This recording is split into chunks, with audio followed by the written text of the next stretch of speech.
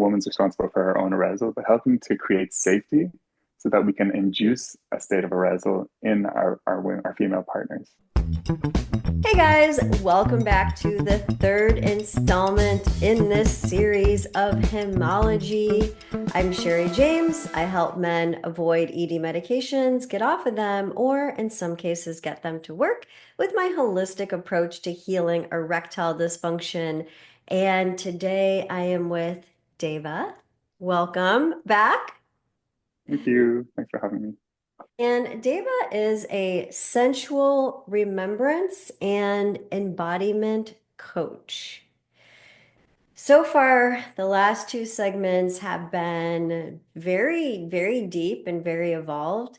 So I'm really excited to get to this final piece of this wisdom bomb, which is how and why to create sexual safety in women.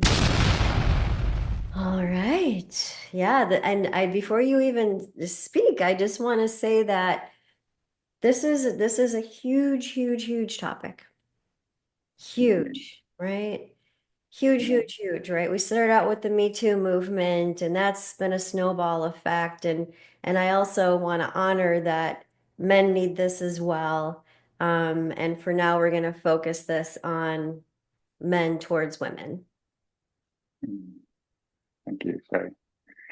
Yeah, and just to speak, I do feel like I'm mansplaining when I talk about a woman's experience, but the things that I share come from what's been shared with me to the women that I've worked with in all of my sessions. And And may I pause you for 1 second? yeah, Guys, the reason I do this show and the reason I have this type of guest who's more alternative, and it's because we're in the trenches. We're not a scientific study, okay? We are in the trenches holding people while they're crying. And that's why I do this show. And this is why I have this type of guest. mm, thank you, Shari. Yeah, we spoke as well in one of the other podcasts about the meditation at the start of the tantric touch experience. So I'm going to just start there about how to create safety. Slowness, slowness, slowness, slowness. There, as men, there's a programming that has come from the pornography industry.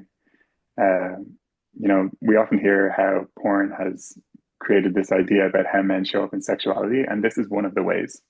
The idea that you can just meet a woman, open the door, throw the cookies on the ground or whatever the porn scene is, and then just straight into penetration straight away. And unfortunately, as well, a lot of women have only ever been exposed to this in their lives. And as a result of only ever being exposed to this fast penetration, some women they don't even know what the experience is of being fully open before they're penetrated. So they just accept it again and again and again. And that's also pornography and cultural programming around pornography. So just beginning with slowness is key. And beginning with all different types of touch, creating anticipation, helping to create arousal, helping to sorry, not even create, because a woman's responsible for her own arousal, but helping to create safety so that we can induce a state of arousal in our female partners. And yeah, one fact that we can throw into the mix here, there's a book by Shari Winston called The Women's Anatomy of Arousal. If you're a person who makes love to humans with yonis, this book is invaluable to read. So any men out there with female lovers, any women with female lovers, anyone at all that makes love to humans with yonis, please read this book. It's incredible. And in the book, they talk about the anatomy of the yoni and how different areas of the yoni engorge at different speeds whenever, through different stages of the arousal process. And there's a sponge, a long tube of sponge around the urethra. The urethra is the tube that goes from the bladder and carries the urine out of the body. There's a urethral sponge that takes, on average, 30 to 40 minutes to engorge. And that's not from the second that you touch a woman's skin. That's from the moment that she starts to feel arousal. And as long as there's a consistent state of arousal happening, for 30 to 40 minutes. Now, that urethral sponge, everyone's familiar with the come hither movement if they've tried to study anything about female pleasure. So the come hither movement actually moves along that urethral sponge. But if the urethral sponge isn't fully engorged, it can actually be painful for the woman to experience pressure there.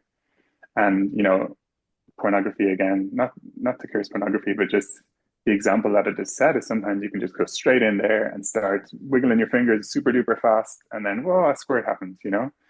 But those entertainment people that work in the porn industry, they've warmed up beforehand and made sure that they're fully aroused before they get to that state.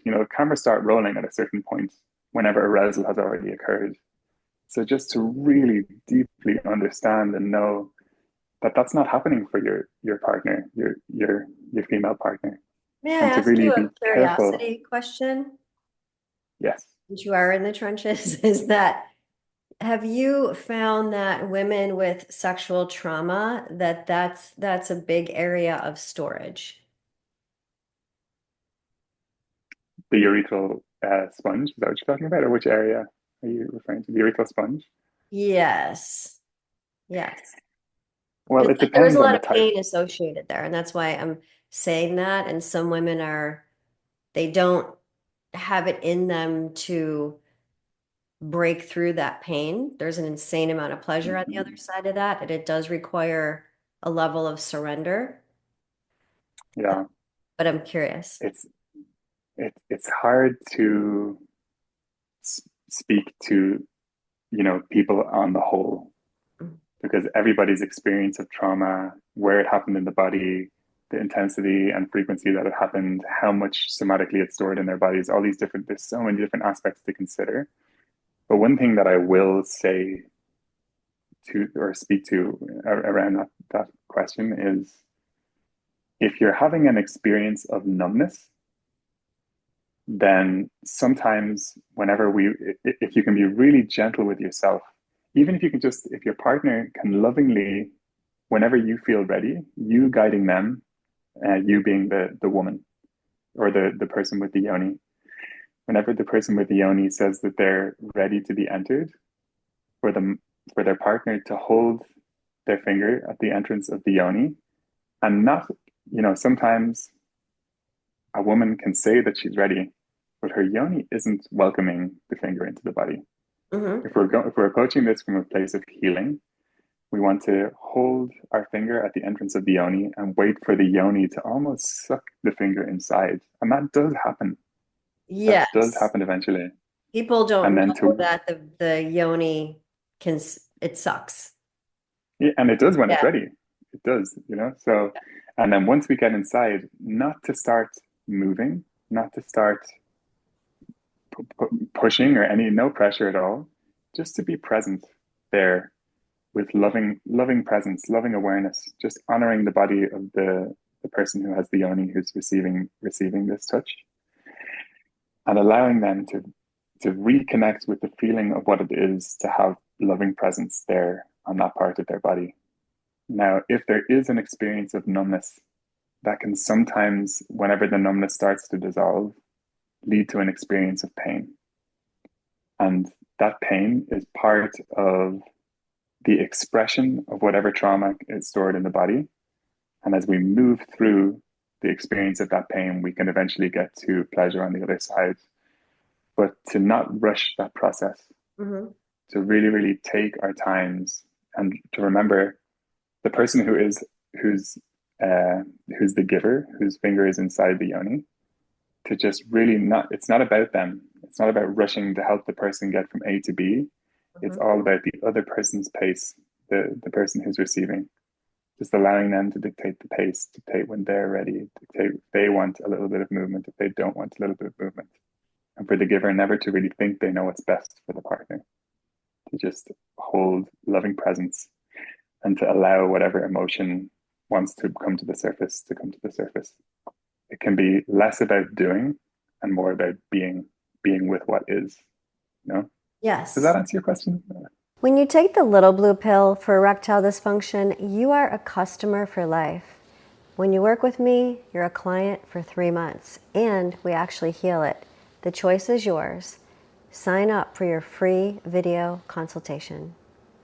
Hmm. Yeah, absolutely. And just to pay off your wisdom bomb, why? Why do you want to create safety for women? So once Come on, what are the both benefits? What are the bullet points? Why? Yeah, okay. So once a woman finally gets to experience herself being penetrated when she's fully open and fully ready and fully juicy and wet and prepared, the experience of sex from that point forward, of penetrative sex, is so different from anything that's been experienced before that there will be no desire to go back to what it's like before that. Yeah. Yeah. And it's the same for the man though. The thing is, men think that this is something that they're doing for their woman. Once you have the honor of experiencing what it is to allow your woman to open fully and then to be greeted and welcomed and invited in, I would even, if you're in the practice of trying to experience this, ask permission. Are you ready? May I enter your temple? And then when you enter and experience what it's like to enter into a woman who's fully ready, there'll be no desire to go back to anything different because it's such a different experience. The pleasure is, there's so much connection, The so much pleasure, so wetness. much juiciness. Yeah, exactly. Yeah, her level Yeah. of responsiveness where she can take a man orgasmically Mm-hmm. when she's like that, the journey she can take him on. And I want to throw another one into the mix as to the why is a lot of guys complain to me that their wives don't want to have sex. And Mm-hmm. part of me thinks if it was at the level I have sex when I do have it, I can't imagine not wanting that. So Mm-hmm. I think that's also very beneficial in the why. In my understanding of it, the women who aren't wanting to have sex, it's because they're being penetrated too quickly, they're not being honored, they feel like their partners are maybe taking from them rather than sharing an experience with them. So just maybe if you are in that position, to see how much you can change your behavior so that your partner starts to desire you. Not just expecting them to switch on the switch, maybe you can message them during the day or 3 days in advance and tell them how beautiful they're looking with the clothes that they're wearing. If they want to go to a spa, invite them, get them a little treat and go to a spa and start to pamper them and care for them and love them. And from that place of loving awareness, I'm not saying that that's the magic trick, by the way, and that it's going to work every single time. It depends where you are in your journey in your relationship. But doing those caring, loving things, arousal starts way before the bedroom. It starts in your everyday life. Yes. How much? Yeah. For How women, much? it's did the man take out the garbage and did I not have to tell him to take out the garbage? Like Mm-hmm, that's literally exactly. Yeah. foreplay for a woman is does he have her back? Like that's the baseline of foreplay for a woman. Yeah. Right? Because And I then think also, go ahead.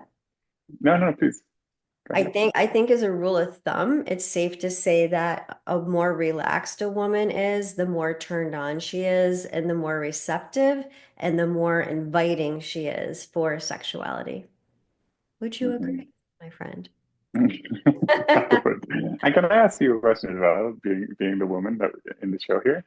And compliments about simple compliments about how a woman looks beautiful, memories of a time that you shared together that was intimate and caring and loving, and sharing those little things together throughout the days, leading up to when you plan to have a physical connection. All of those little things as well, they have such an impact. Just to be, like you mentioned earlier, or in one of the other bites, present with how you're feeling, present with the memories that you're having, presence with the thoughts of connection that you're experiencing, and sharing those with each other. So what's your question? Oh, my question is that do you feel that that's also an effective, uh, you know, a really valuable tool to have? So yes, taking out the garbage, and yes, showing up in the relationship in the Yes. ways that you're supposed to. Yeah, So yeah. 100%. So there's a saying that's rooted in a really deep truth that men fall in love with their eyes and women fall in love with their ears.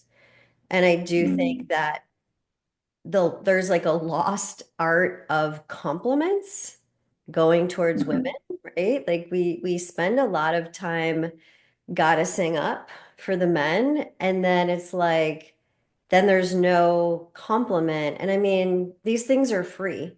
It's not taking you out to a $300 dinner. It's like just simply saying, "Oh, you look beautiful."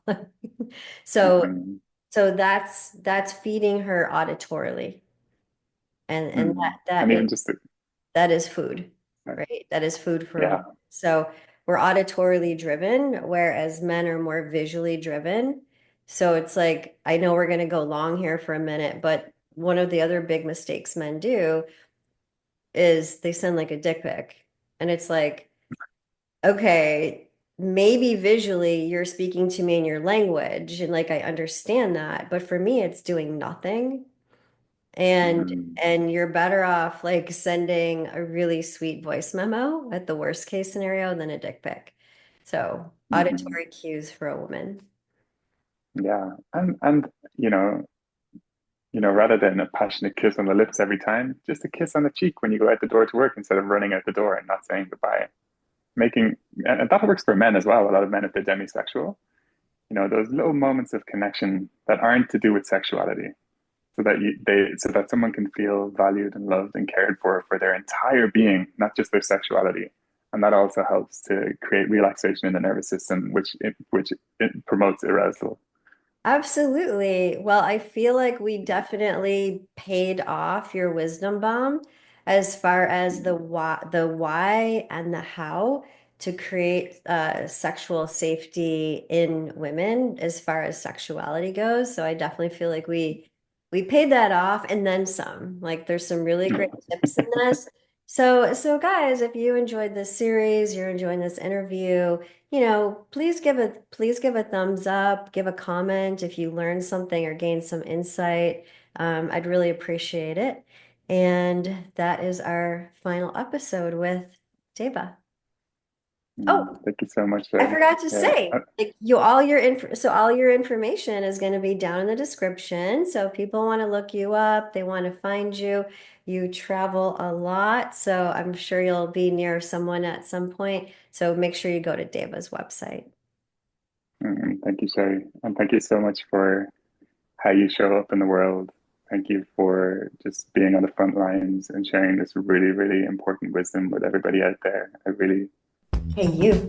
Hey, guy, who's learning about sexual health, mixed in with some Tantra, mixed in with some 5 elements of Chinese medicine and some Western medicine. I want to let you know something. I would love it if you would hit my subscribe button and the notification bell. That way, you're going to know when new content is posted every Friday.